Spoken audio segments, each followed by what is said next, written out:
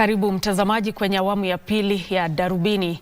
Waziri wa Afya Aden Duale huenda akahudumu kifungo cha jela kwa kushindwa kuchapisha kwenye gazeti rasmi la serikali majina ya wanachama wa baraza la taasisi ya wataalamu wa lishe bora nchini.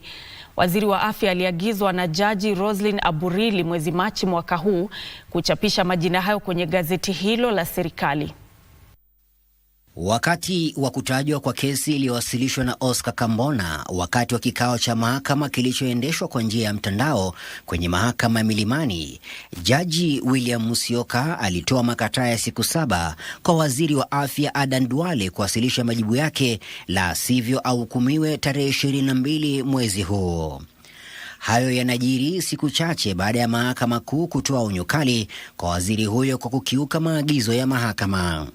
Duale alikuwa ahukumiwe kifungo cha nje kuhusiana na kituo tata cha kuwashughulikia wagonjwa wa Ebola katika kambi ya wanahewa ya Laikipia.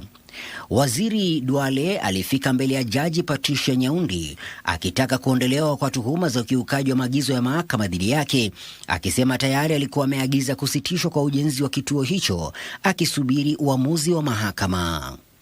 Katika kesi hiyo, taasisi ya katiba pamoja na chama cha wanasheria nchini ambazo ni walalamishi zilitaka mahakama kumchukulia hatua kali waziri. Michael Mwandiga, Darubini.